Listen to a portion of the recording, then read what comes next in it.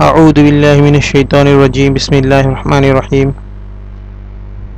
ربنا ظلمنا أنفسنا وإن لم تغفر لنا وترحمنا لنكونن من الخاسرين صدق الله العلي العظيم আসসালামু আলাইকুম ওয়া রাহমাতুল্লাহি ওয়া বারাকাতুহু সুপ্রিয় দর্শক শ্রোতা বন্ধুরা এই মুহূর্তে যারা আমার আলোচনাটি শুনছেন তাদেরকে অনেক জানাচ্ছি অনেক অনেক প্রীতি আর শুভেচ্ছা আর শুরুতেই আপনাদের একটি অত্যন্ত দুঃখ ভারাক্রান্ত মনে একটি দুঃসংবাদ দিতে যাচ্ছি আর তা হচ্ছে বিশ্ববিখ্যাত মুষ্টিযোদ্ধা খেলোয়াড় মোহাম্মদ আলী ক্লে মৃত্যুবরণ করেছেন। ইন্না লিল্লাহি ওয়া ইন্না ইলাইহি রাজিউন।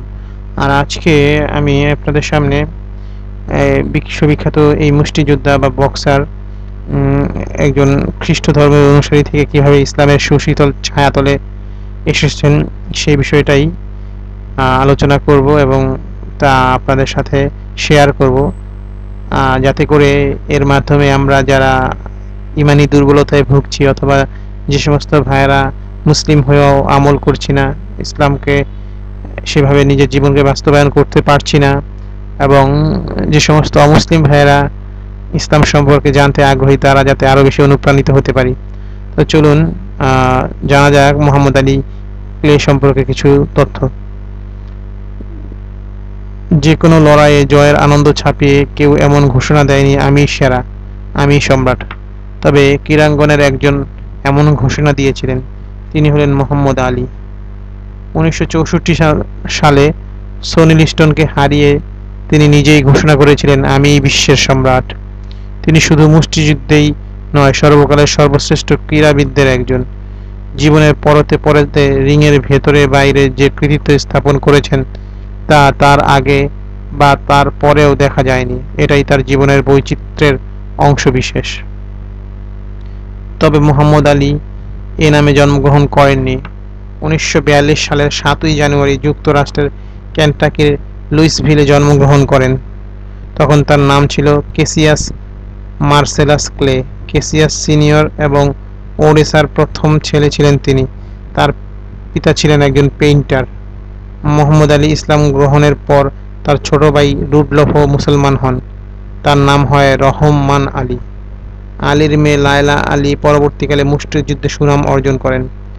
সনি লিস্টনকে হারিয়ে বিশ্ব চ্যাম্পিয়ন হয়ে তিনি তার শ্রেষ্ঠত্বের স্বীকৃতি পান। এর 2 দিন পর বিশ্ব অবাক হয়ে আরেকটি খবর শুনল। লিস্টনকে হারানোর চেয়েও এটি ছিল অত্যন্ত চাঞ্চল্যকর। খবরটি হলো তিনি শান্তির ধর্ম ইসলাম গ্রহণ করেছেন এবং নতুন নাম নিয়েছেন মোহাম্মদ আলী। এটি 1975 সালের ঘটনা। ইসলাম ধর্ম গ্রহণের মধ্যে দিয়ে নতুন এই কিংবদন্তি জন্ম হয়। আলী তার কেসিয়াস ক্লে নামকে অভিহিত করলেন দাসত্ব নাম হিসেবে। বিশ্ব ক্রীড়াঙ্গনে একটি স্থায়ী পরিবর্তনের সূচনা হয় এভাবেই। প্রথমে তিনি এলিজা মোহাম্মদ ও ম্যালকম এক্সের নেতৃত্বাধীন ন্যাশন অব ইসলামের সঙ্গে জড়িয়েছিলেন। তবে পরবর্তীকালে তিনি তাদের সংস্রব ত্যাগ করেন। তিনি পবিত্র কোরআন অধ্যয়ন করতে থাকেন, সুন্নি ইসলামের অনুসারীতে পরিণত হন। মোহাম্মদ আলী জীবনের নানা ঘাত প্রতিঘাত সহ্য করেন, তবে তিনি সাদা কালো ধর্ম বর্ণ নির্বিশেষে সবার কাছে গ্রহণযোগ্য ছিলেন। প্রচুর দেশ ভ্রমণ করেছেন, এসেছেন বাংলাদেশেও।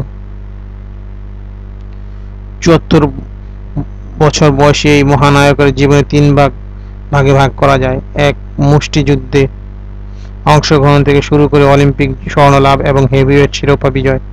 2. মানবতাবাদী রূপে আত্মপ্রকাশ হিসেবে তিনি আফ্রিকা জয় করেছেন, ইসলাম ধর্মে দীক্ষিত হয়েছেন, মার্কিন আগ্রাসন বিরোধী ভূমিকায় নেমে সর্বগ্রাসী শক্তির বিরুদ্ধে লড়েছেন। 3. হারানো সম্মান পুনরুদ্ধার করেছেন, এক নতুন যোদ্ধা হিসেবে আত্মপ্রকাশ ও বিশ্ব নাগরিকের দায়িত্ব পালন। অবসরের পর তিনি জীবনকে মানবতার কল্যাণে উৎসর্গ করেছিলেন। বিশ্ব শান্তি প্রতিষ্ঠার লক্ষ্যে তিনি নিরলসভাবে কাজ করে গেছেন আমৃত্যু।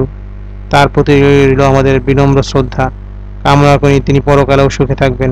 আল্লাহ তাআলা তাকে জান্নাতের উত্তম প্রতিদান দান করুক, এই প্রত্যাশায় আপনাদের সবার সাফল্যমণ্ডিত জীবন এবং মোহাম্মদ আলী ক্লের এই জীবন থেকে উৎসাহিত অনুপ্রাণিত হয়ে নিজের জীবনে তা বাস্তবায়ন এবং বিশ্ববাসীর জন্য অনুসরণীয় হয়ে ওঠার তৌফিক আল্লাহ তাআলা আমাদের সবাইকে দান করুক। এই প্রত্যাশা রেখে আজকের মতো বিদায় নিচ্ছি। আসসালামু আলাইকুম ওয়া রাহমাতুল্লাহি ওয়া বারাকাতুহু।